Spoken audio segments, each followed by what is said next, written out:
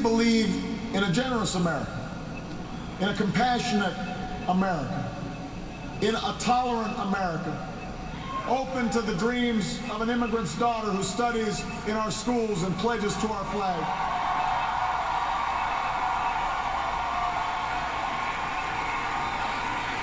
To the young boy on the south side of Chicago who sees a life beyond the nearest street corner.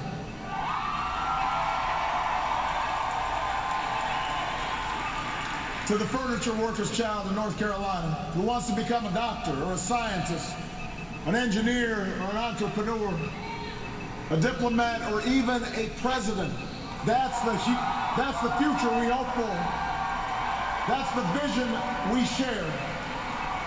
That's where we need to go. Forward. That's where we need to go. Now, we will disagree, sometimes fiercely, about how to get there. As it has for more than 2 centuries, progress will come in fits and starts. It's not always a straight line. It's not always a smooth path.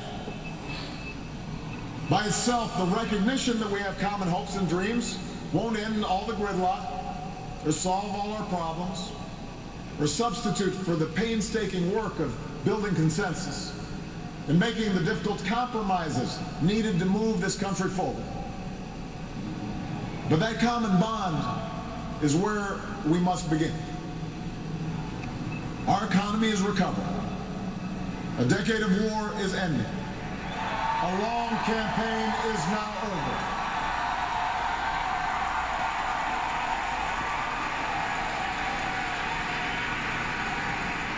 And whether I earned your vote or not, I have listened to you.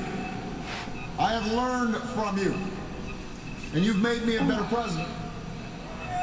And with your stories and your struggles, I return to the White House more determined and more inspired than ever about the work there is to do and the future that lies ahead.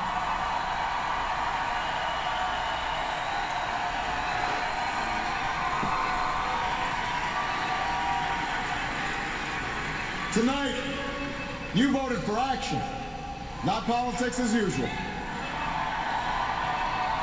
You elected us to focus on your jobs, not ours.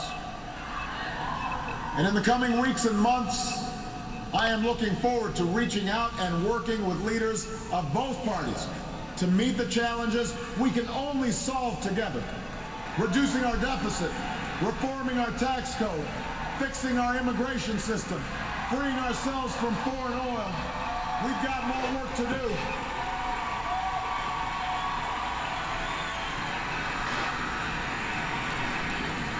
But that doesn't mean your work is done. The role of citizen in our democracy does not end with your vote. America's never been about what can be done for us. It's about what can be done by us together to the hard and frustrating but necessary work of self-government. That's the principle we were founded on. This country has more wealth than any nation, but that's not what makes us rich. We have the most powerful military in history, but that's not what makes us strong. Our university, our culture, are all the envy of the world, but that's not what keeps the world coming to our shores. What makes America exceptional are the bonds that hold together the most diverse nation on earth. The belief that our destiny is shared, that this country only works when we accept certain obligations to one another and to future generations, so that the freedom which so many Americans have fought for and died for comes with responsibilities as well as rights, and among those are love and charity and duty and patriotism. That's what makes America great.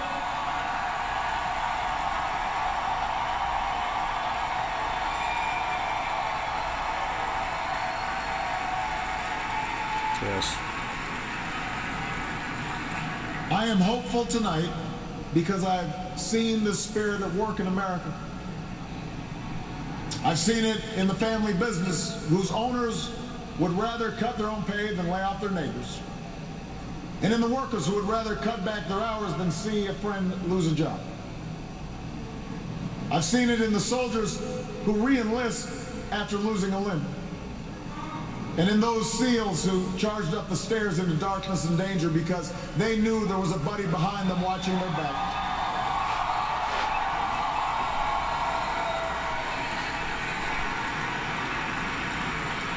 I've seen it on the shores of New Jersey and New York, where leaders from every party and level of government have swept aside their differences to help a community rebuild from the wreckage of a terrible storm.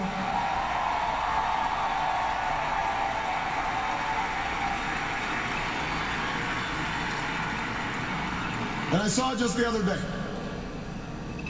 in Mentor, Ohio, where a father told the story of his 8-year-old daughter with leukemia nearly cost their family everything. Had it not been for healthcare reform passing just a few months before the insurance company was about to stop paying for her care.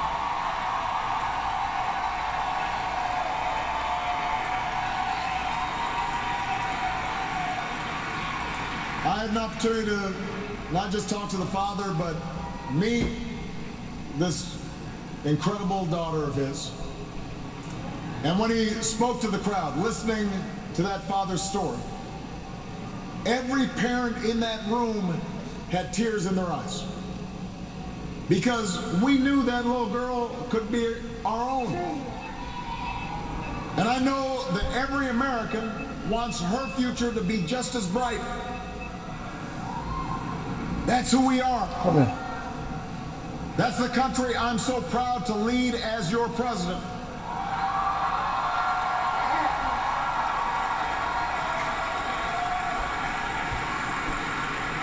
And tonight, despite all the hardship we've been through, despite all the frustrations of Washington, I've never been more hopeful about our future.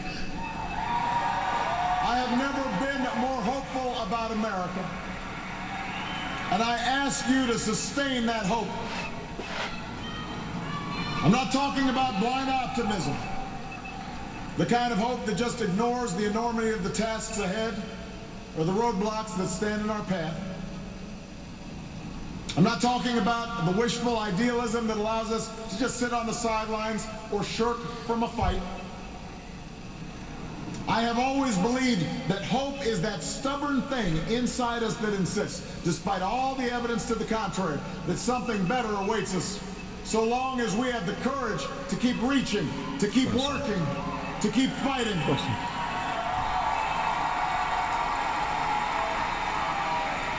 America, I believe we can build on the progress we've made and continue to fight for new jobs and new opportunity and new security for the middle class.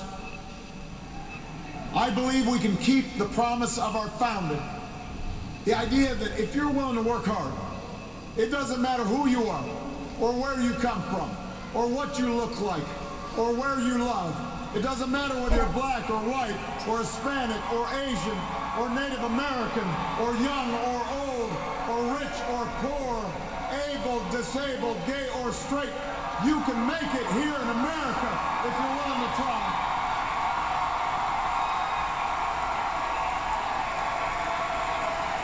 I believe we can seize this future together because we are not as divided as our politics suggest. We're not as cynical as the pundits believe. We are greater than the sum of our individual ambitions, and we remain more than a collection of red states and blue states. We are and forever will be the United States of America. And together, with your help and God's grace, we will continue our journey forward and remind the world just why it is that we live in the greatest nation on earth. Thank you, America. God bless you. God bless these United States.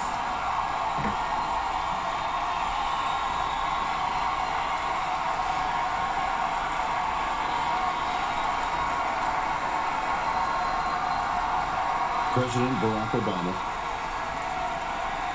speaking to his supporters at the polling place in Chicago this morning.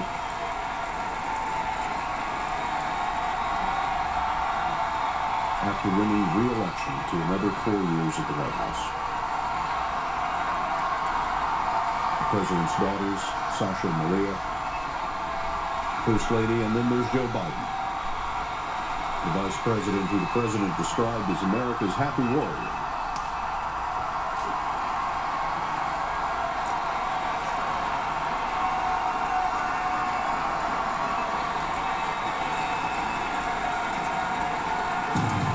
And there's Dr. Joe Biden hugging the First Lady and now the president.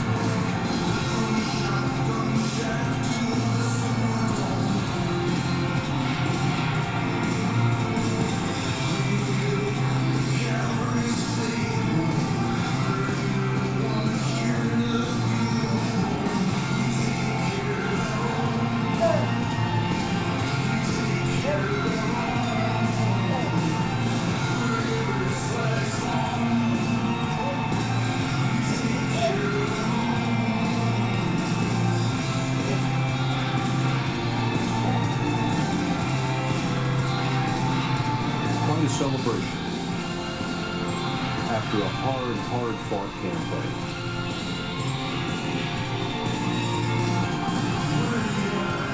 History will record that the vote was close tonight, but the president was able to rack up the electoral votes he needed in fairly short order, taking almost all of the swing states that were in question at the beginning of the night and knocking them off one by one, totaling more than 300 electoral votes, more than the 270 that he needed to win, but not nearly the 365 that he had in 2008.